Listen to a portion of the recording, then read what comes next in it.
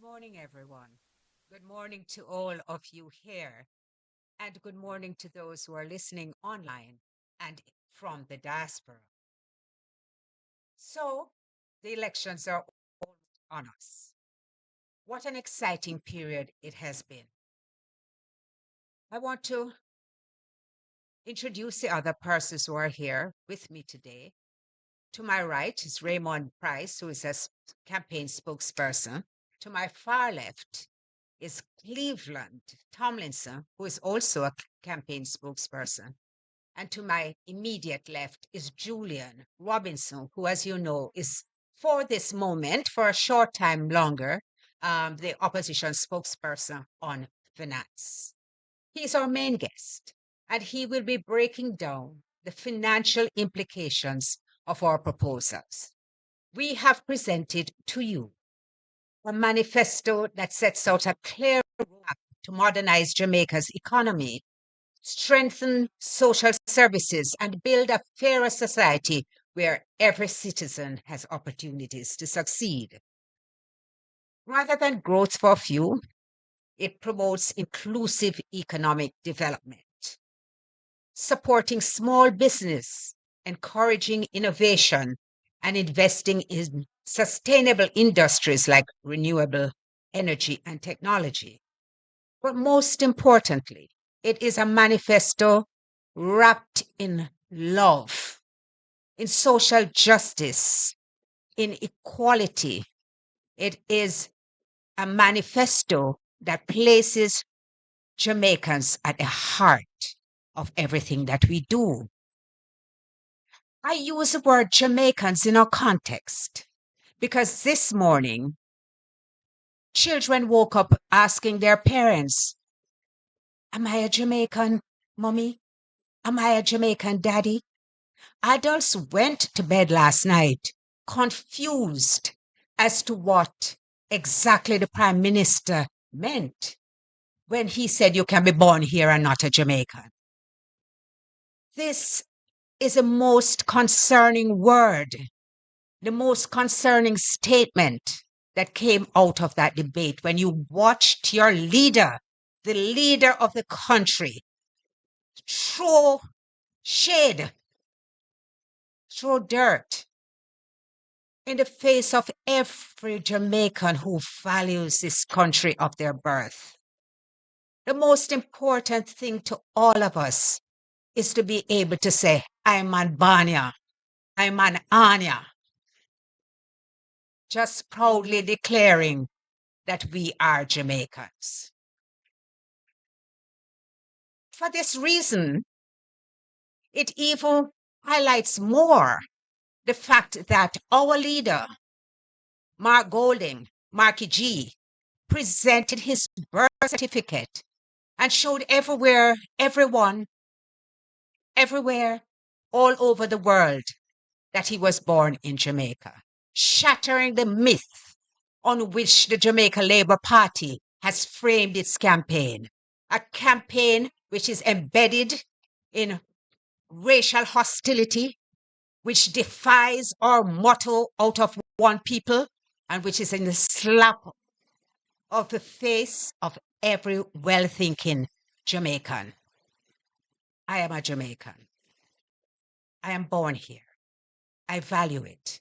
And I will not make the words of one person try to strip me of my identity. So we have 4 days of campaigning left.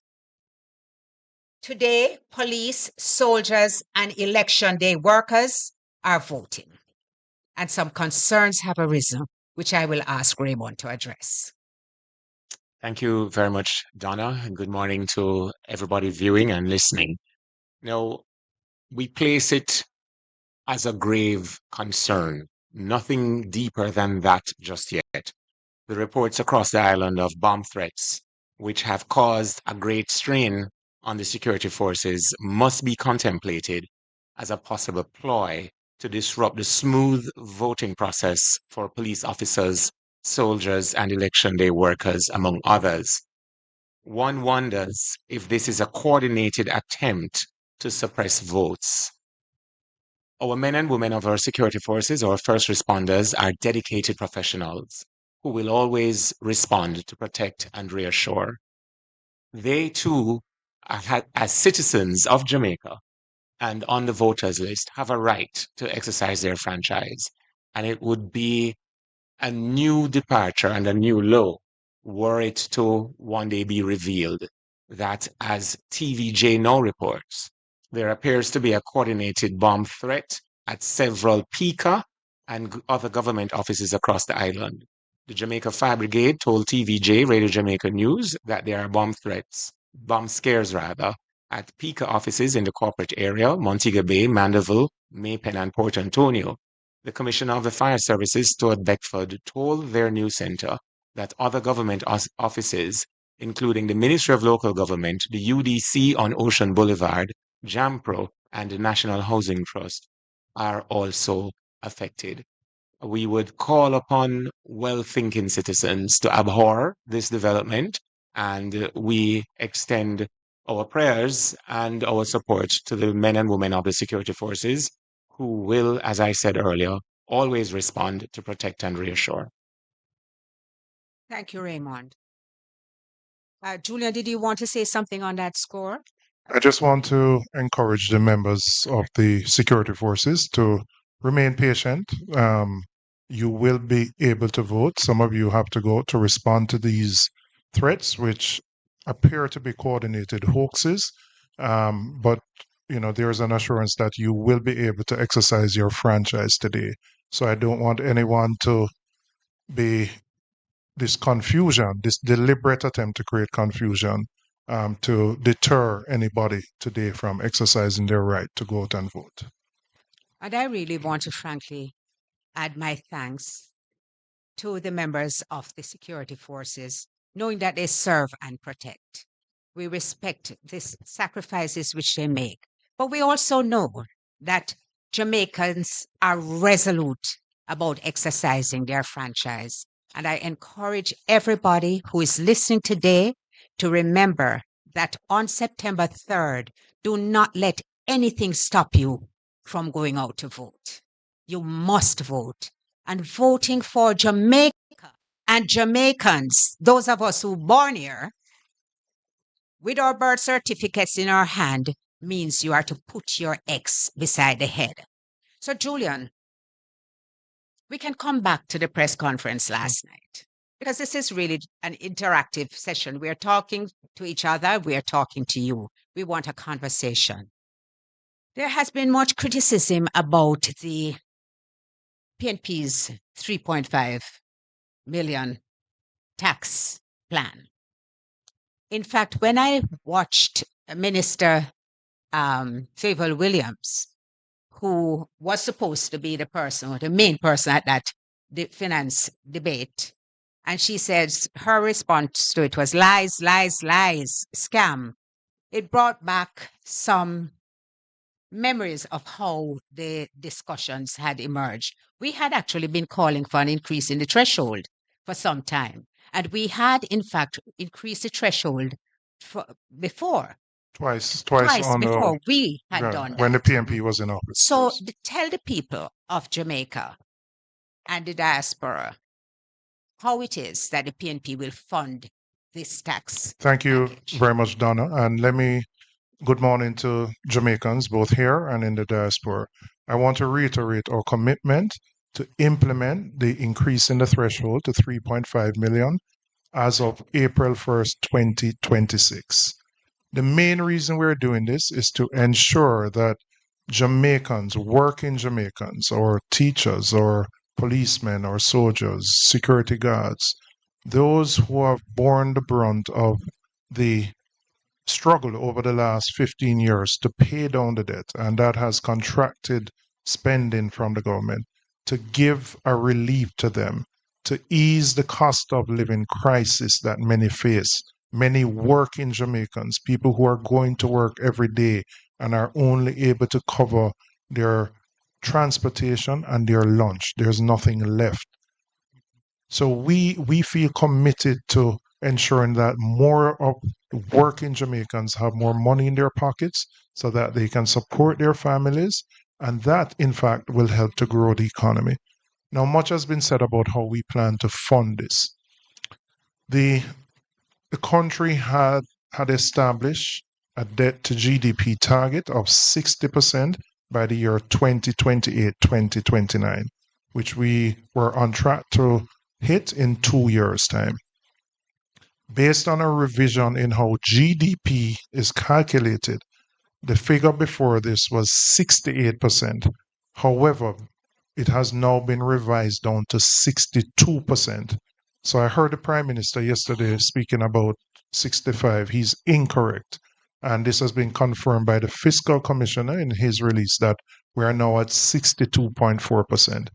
And based on the projected down payment in debt, we will get to the 60% target by the end of this fiscal year, which is March 31st, 2026.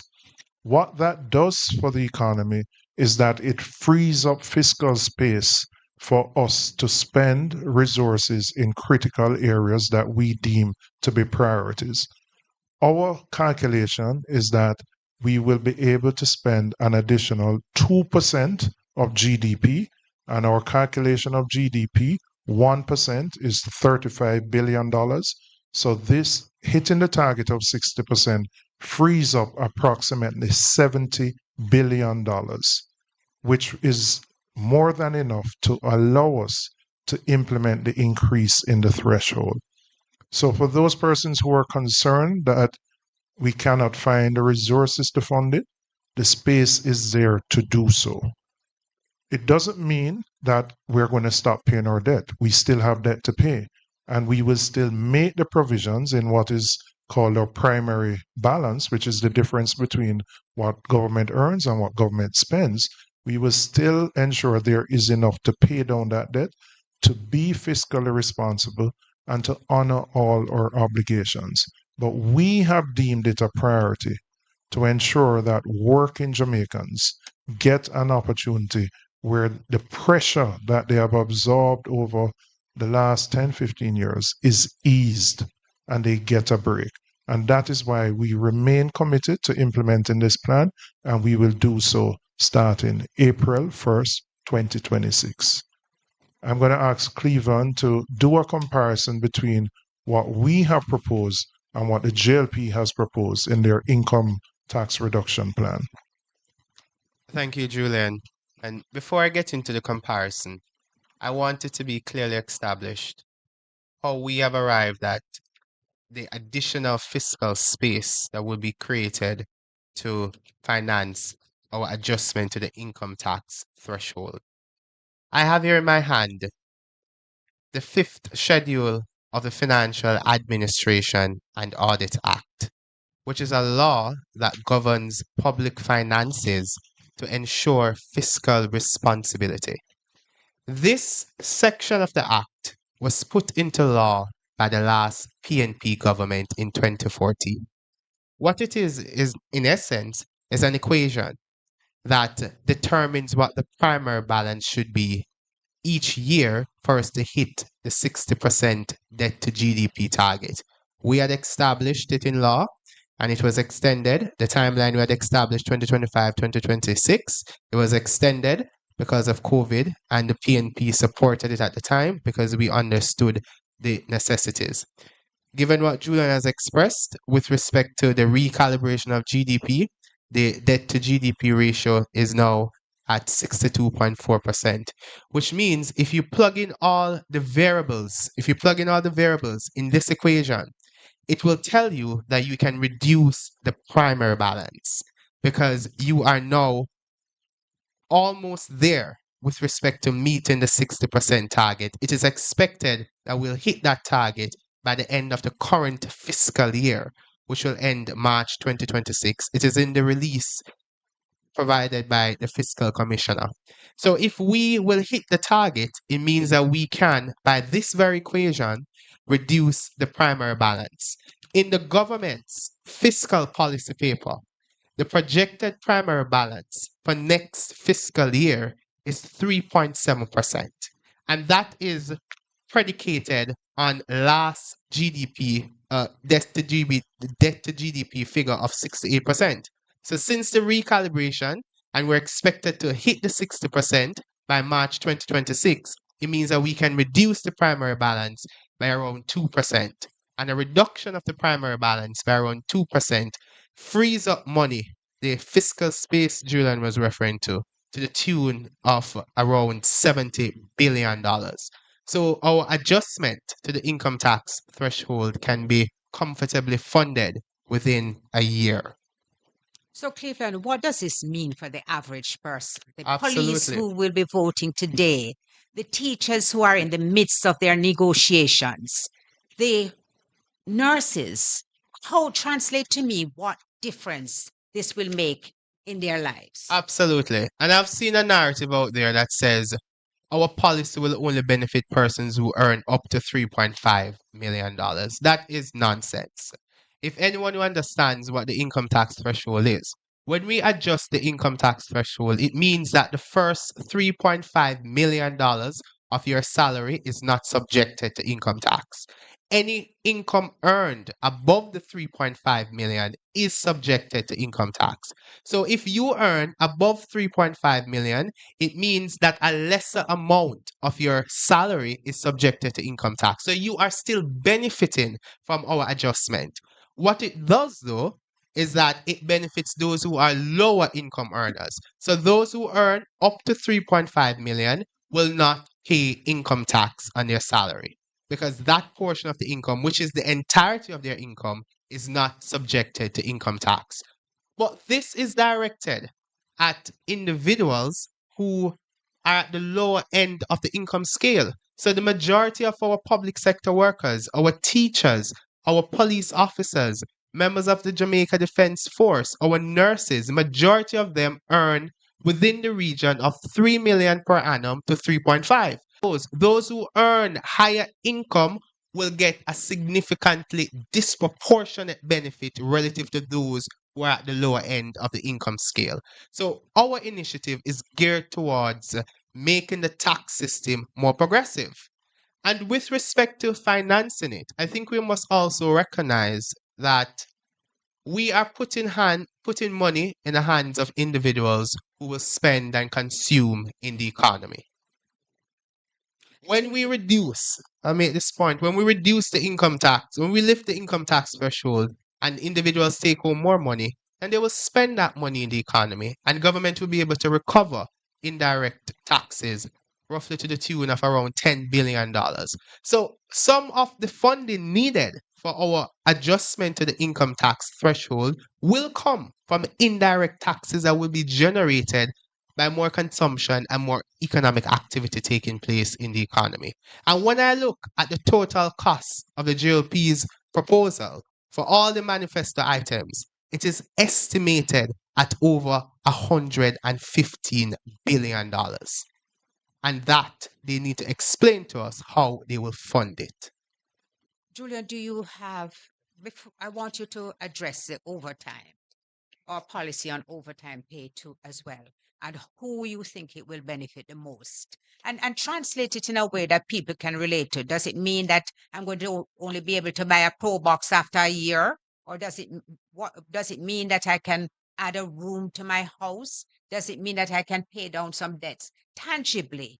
Talk to the people so that they understand what that benefit is. So what we're proposing is that up to $6 million that we are going to remove the tax on overtime.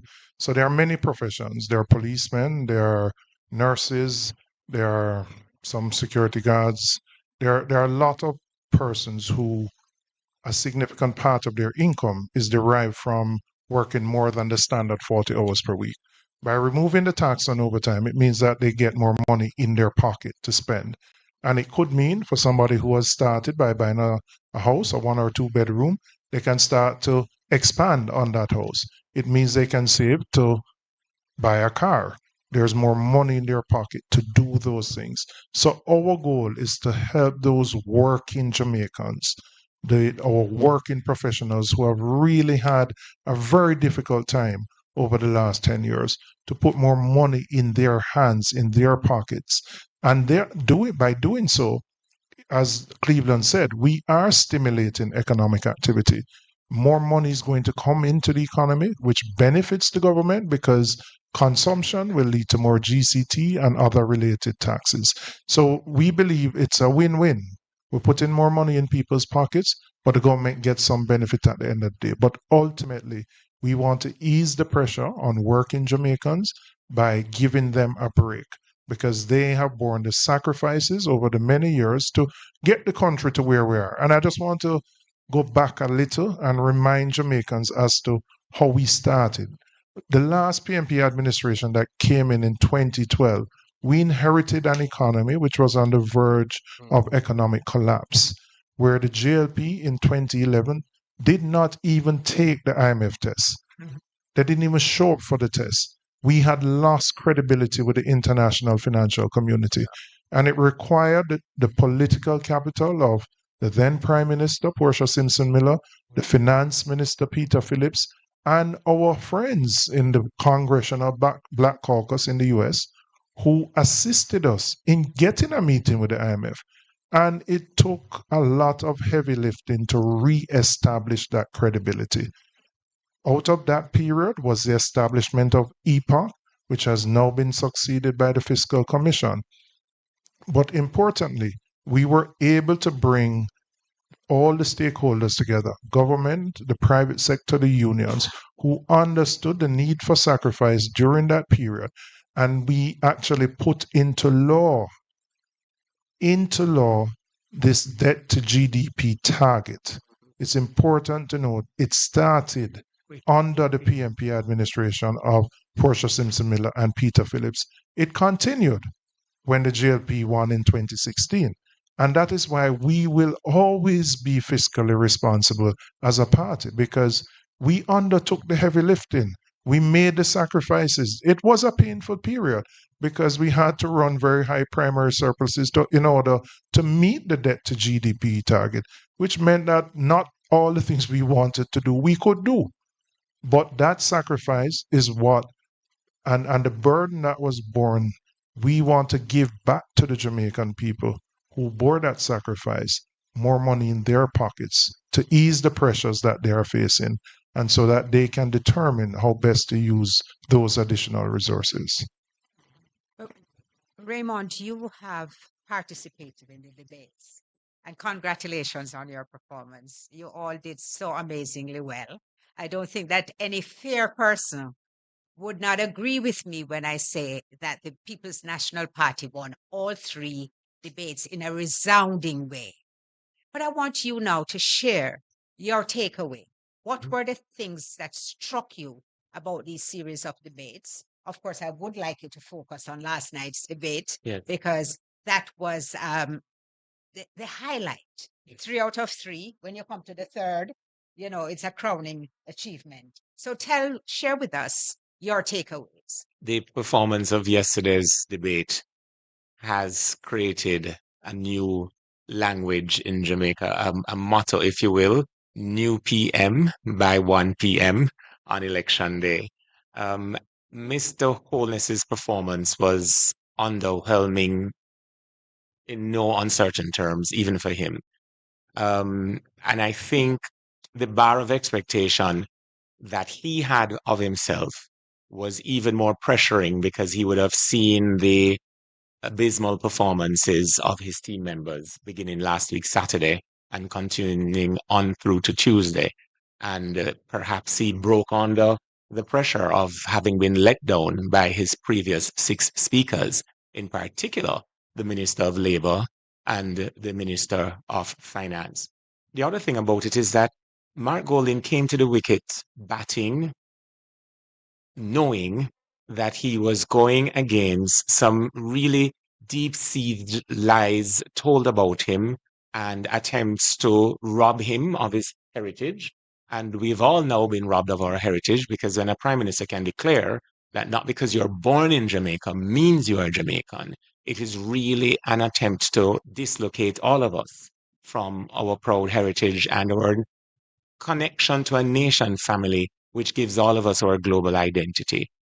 The confusion coming out of the Jamaica Labour Party about who is Jamaican and the very concept of being Jamaican didn't come as a surprise, because for the first time in our history, we've had a situation where while students in Ukraine facing bombs were told that their government, through the Foreign Affairs Ministry, could not assist them, when you check the timeline, that would have been when the Minister of Foreign Affairs had first cast her eyes on the job of Secretary General for the Commonwealth, and to have been practicing a campaign to become the Secretary General of the Commonwealth while Jamaica faced all of these missed opportunities to properly negotiate for carbon credit arrangements to deal with climate change mitigation and response.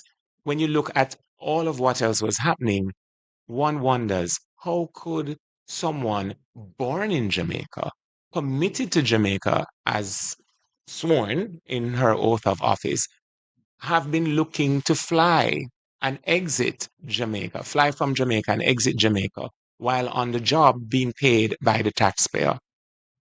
Nigel Clark also caught a flight and flew out. So the concept of Jamaicanness being a sufficient reason to be inspired and to be enthusiastic about our future was really left to Mark Golding, which I think he proved without a shadow of a doubt that not only is he born in Jamaica, he has a concept for Jamaica, and that concept is captured in the Mission Love Manifesto. Now, I'll say quickly that one could consider the economy and the key performance indicators that Julian and Cleveland have been speaking about as a measure of the likelihood of citizens within a society being able to do well for themselves in the society of their birth.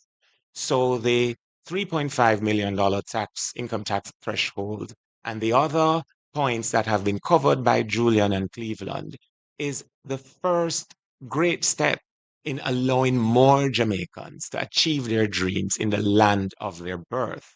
The other great steps include unlocking significant wealth by giving Jamaicans a title to the land they have lived on in what, after the first term of the Mark Golding administration, we will describe as formerly previously informal communities, because we're going to formalize those communities by first giving titles to land in places within my own constituency, such as Lake Spen and Lilliput and Gulf and Newland and scores of other communities across all 63 constituencies. Imagine that Jamaica led by Mark Golding when the term squatter is removed from our vernacular, because in reality, we are going to create an ownership society. We also want to speak about this terrible stain that tertiary students live with, the fear that they live with, that you're qualified based on aptitude and deliberateness in studying and diligence. You matriculate to the university, and just prior to an exam period, you are deregistered. So you have people who are almost a doctor, people who are almost an architect, or almost an environmental scientist, or almost an engineer. Now, with the first in family full scholarship when Mark Golding becomes prime minister, these tertiary students can complete in comfort and freedom of mind their studies and be able, with better salaries, with special opportunities for selected professions, such as those teaching math, they are better able upon graduation to comfortably reinvest in the land of their birth. So there again, the concept of being a Jamaican, living in Jamaica, and be able to do well for yourselves and your family in Jamaica is being achieved. And I'll touch on one other just quickly. I'm from rural Jamaica. I come from Craighead in Manchester, right? If you know Christiana, you figure out where Coleyville there, you follow Coleyville to Pike, and you go down the hill from Pike, you land at Craighead. These buses that have been procured at through unexplained mechanisms could not assist rural students from Pike, Ulster Spring, Low River, or Craighead to get to Christiana and on through to their schools.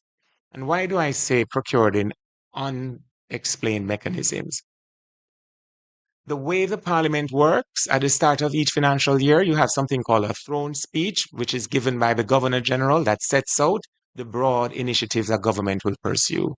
Nowhere in the throne speech is a mention of a rural bus system.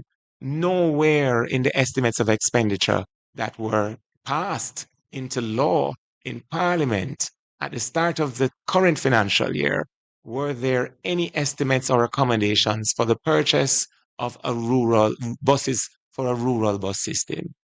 Contrast that with when Prime Minister P.J. Patterson determined to reinstitute a public transport system in Jamaica and reserved several of those units for carrying school children. Not only was it expressed in law by way of the estimates of expenditure, these buses were purchased brand new. They were designed with the realities of our road network in mind. And all of us, I was one of the first generation of students to benefit from that. So I appreciate the need to widen the public transport system across Jamaica, including in the hinterlands, such as I go back to Craighead. I could mention Roses Valley or Gimme Me Bit or Mocko in Clarendon, for example. And that is desirable. And the PNP's RIDE program is a better offer to those Jamaicans in rural parts of the island to be able to sit comfortably as their students, their children, are being taken to the nearest point where a bigger unit can pick them up and bring them to school.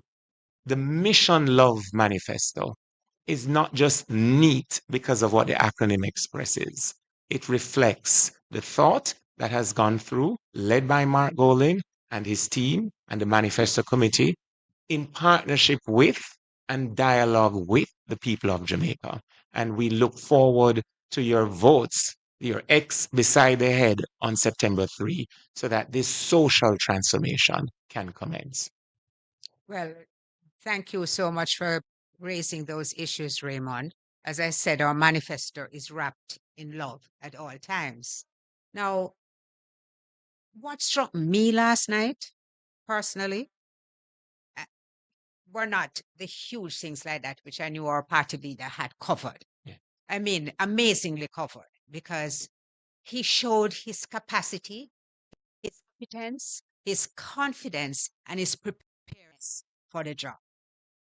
I found it interesting when the Prime Minister spoke to the debt to GDP ratio, because I would have anticipated that if you're running the country, then you more than anybody else, this is a ball on which you have to keep your eye. And when I gasped, literally gasped in the audience, because I knew that there had been a reduction and that the release had come out and we were looking now at 62.4% at the time. But, you know, sometimes somebody does something that shows their personality in a way that because they are unguarded. And so when the question was thrown to the Prime Minister, and then our leader started to respond, and he started the argument and interrupted, it reinforced for me that he does not understand the concept of the rule of law, that there are rules which govern all of your activities and rules by which you must comply. And so when the leader presented his birth certificate, he asked a most important question. The Prime Minister was asked, can you present me with your certification?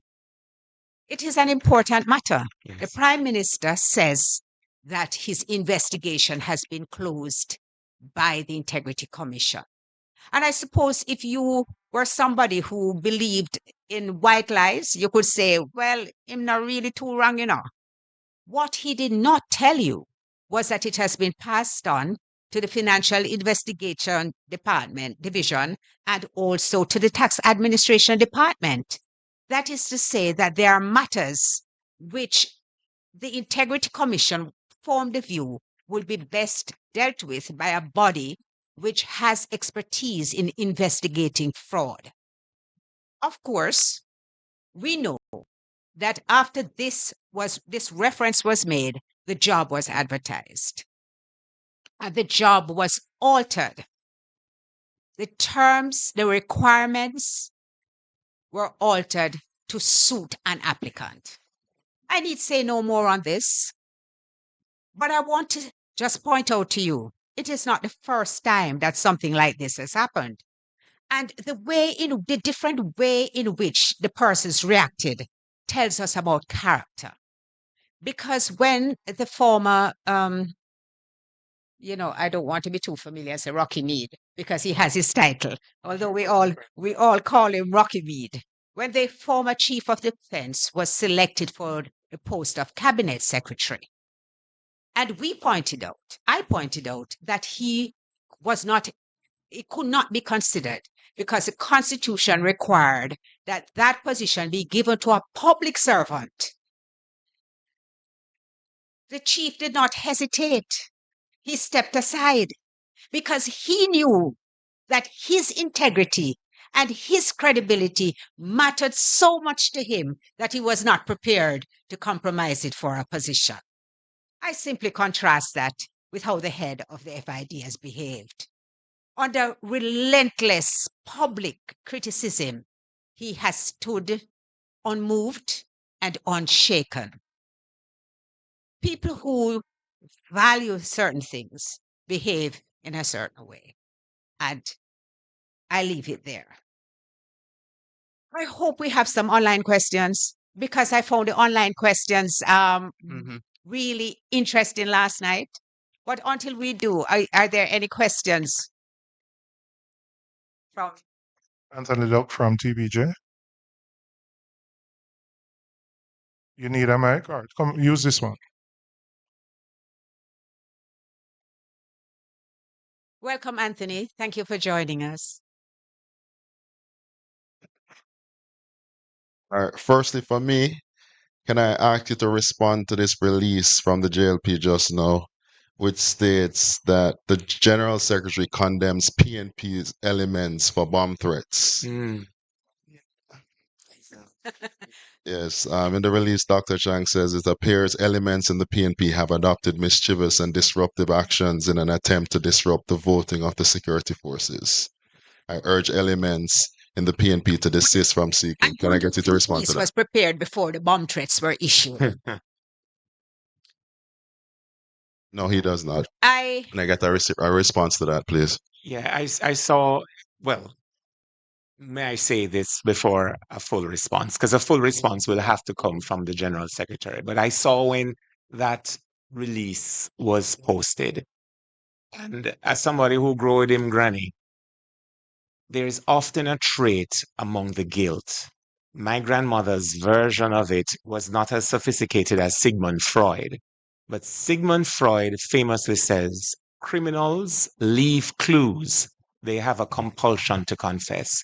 For Dr. Chang, who is presently not only the Deputy Prime Minister, but the Minister of National Security, to make such a bizarre statement before the authorities are able to conclude any investigation speaks to a mind that may reflect the mischief they complain about as the creator of the mischief, not the one describing it. It is an utterly unprofessional, below par, and reckless statement for him to have made, but it is consistent with the statements we have seen over the last 3 debates, where in the face of truth, people are able to hide behind innuendo of their own creation. And he's to be condemned for that.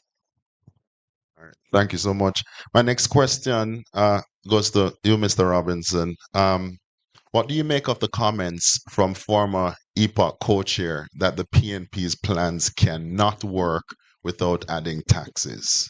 Well, I've explained in fairly extensive detail how we plan to fund it, which is that the reduction in the debt to GDP ratio, getting to 60%, as actually confirmed by the fiscal commissioner in his release. And Mr. Duncan chairs the independent fiscal council for which the fiscal commissioner is accountable.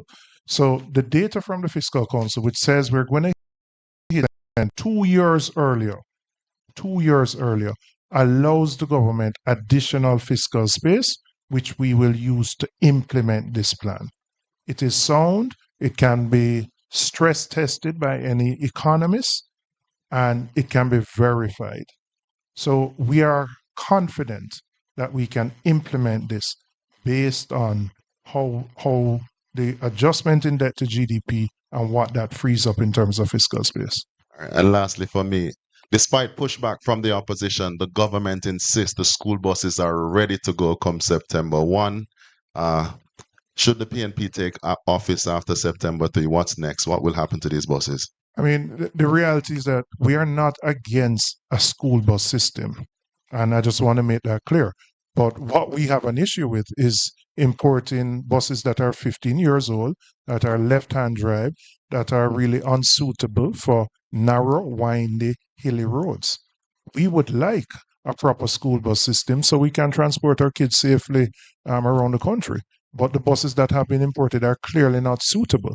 So we are not against a school bus system, but certainly, as my colleague said, I think in the debate, why would you import brand new garbage trucks to take up garbage, but then import 15-year-old buses to move the future of the country, our best and brightest minds?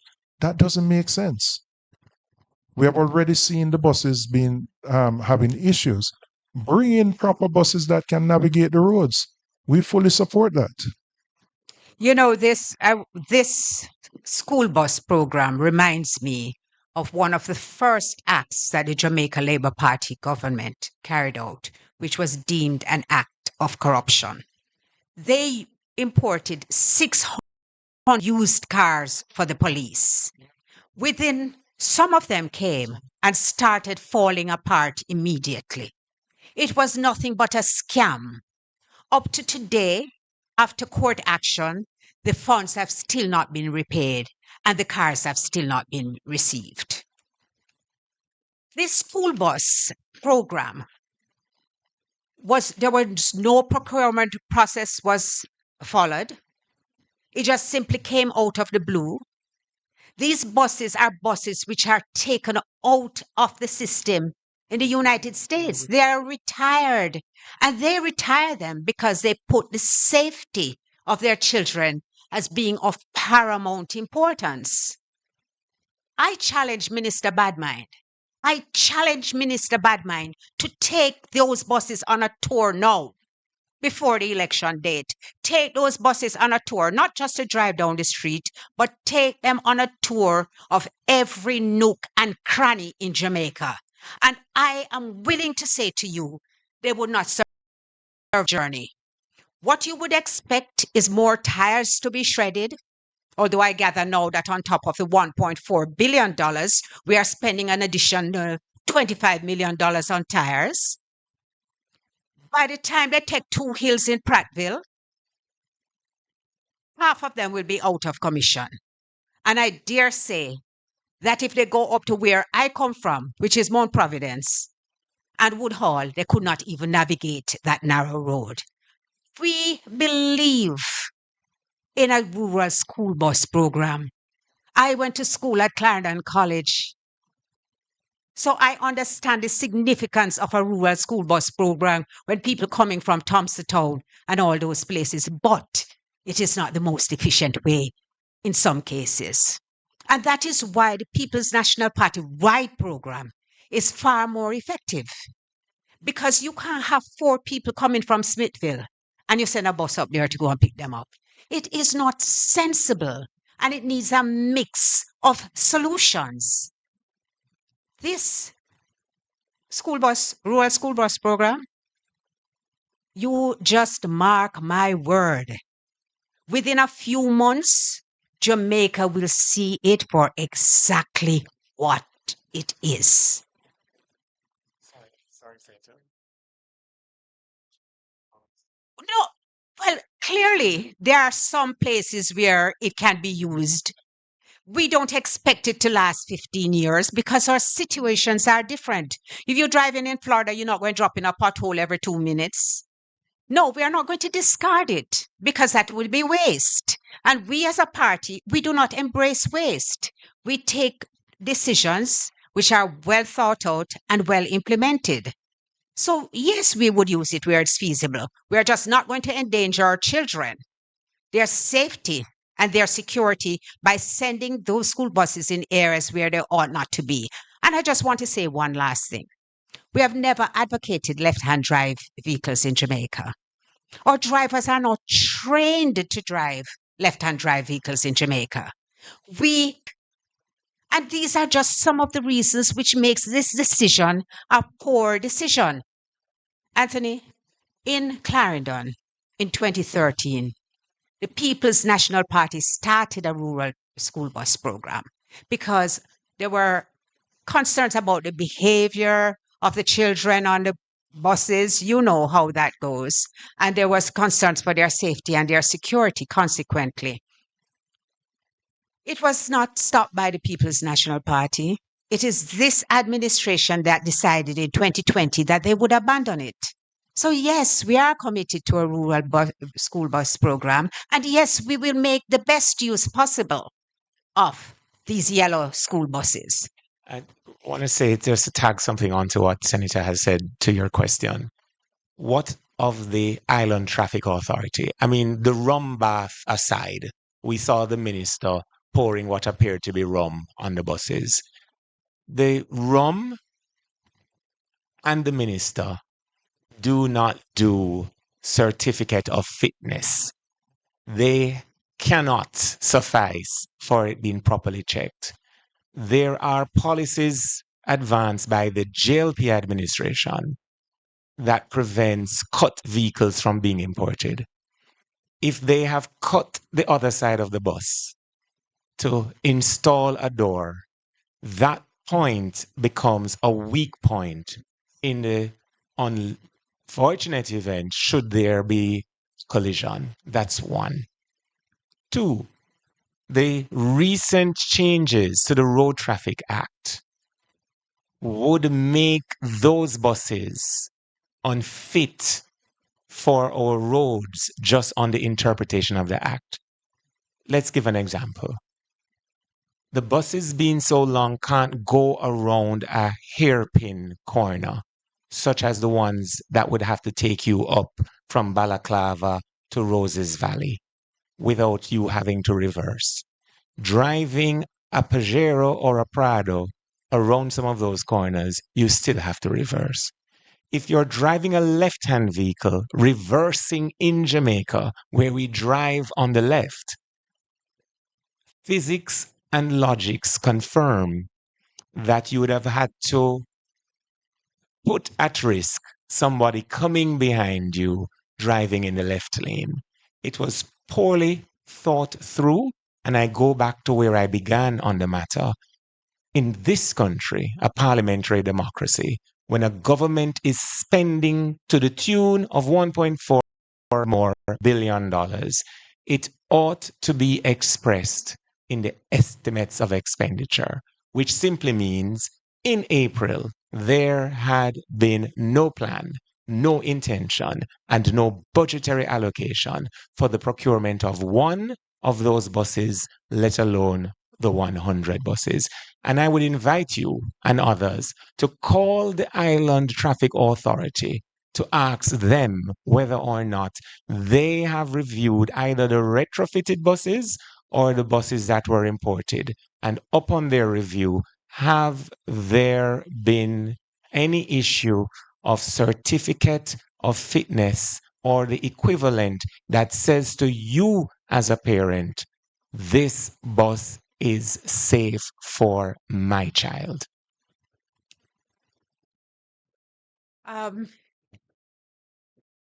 Thank you very much, those of you who have joined in. I want to address one last point, Julian, and that is something that I saw on X, formerly Twitter. I don't know why we still say formerly Twitter. but it was in relation to a comment that our leader made about Member of Parliament Juliet Hones. Now, the way that it has been spun is that he was wrong to speak about the Prime Minister's wife. Politics is for people who are accustomed to a sport. It's a sport.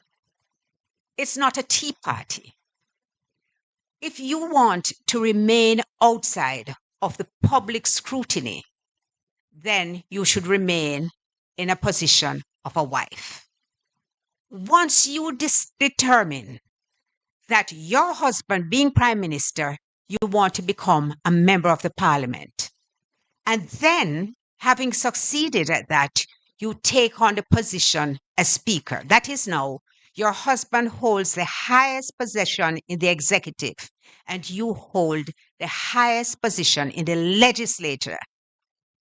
You have opened up yourself to being held to account in the way that any other politician will be. So it's not that you're no longer simply, and I use simply advisedly because being a wife means that you're part of a family, you're a unit. But once you do that and you're a politician, you must appreciate that people are free and indeed will point to conflicts of interest because they will arise. You have a choice. This is something that you did, thinking about it and deciding that this was where you wanted to be. So respectfully to all those, to the MP whose tweet I noticed, yes, your family is off limit. Your husband and your child is definitely off limit. Everybody should respect that. I endorse that comment. But politicians are not off limit. And their conduct must be held up to scrutiny. It must be transparent and it must be accountable. And you must set your example by abiding by the rule of law. So thank you all very much. Thank you, Julian. I know you're busy campaigning, but I think that all that's set already. Thank you, Cleveland. Thank you, Raymond. It's just a pleasure to be with all these amazing men up here. So see you again soon.